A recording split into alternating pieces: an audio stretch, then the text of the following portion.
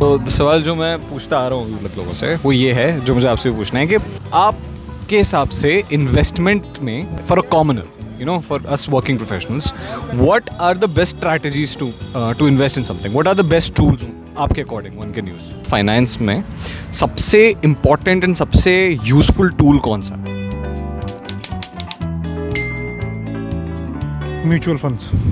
भाई मैंने पहले म्यूचुअल फंड में पैसा तो लगाया था पहले यार, बट मुझे उतना मज़ा नहीं आया।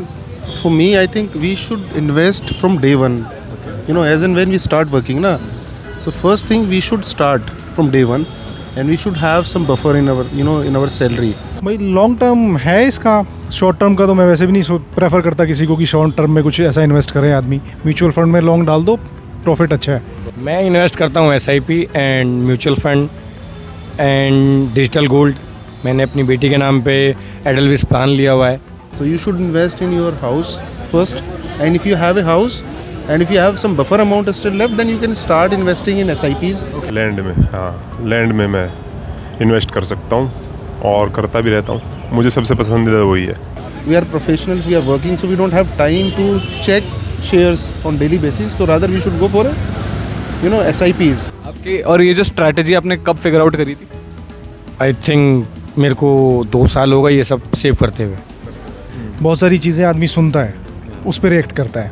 कभी जैसे कहते हैं शेयर मार्केट की आप बात करो, हर किसी को उसके बारे में नहीं पता है। आप जैसे लोगों से या कुछ, मैं इतना बड़ा तो नहीं हूँ कि मैं इन सब चीज़ों को सीख पाऊँ, ना मैंने इतनी पढ़ाई करी है, लेकिन आप जैसे ही लोगों से उन्होंने मुझे सिखाया धीरे धीरे कि भैया आप ऐसे ऐसे किया करो।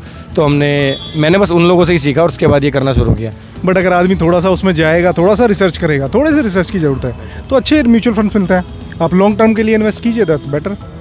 At a young age, we can take more risk, so we can go with small and mid cap, you know, SIPs, mutual funds, and we should have like, you know, 60-70% small or mid cap, and then gradually we can go for the, you know, large cap mutual funds.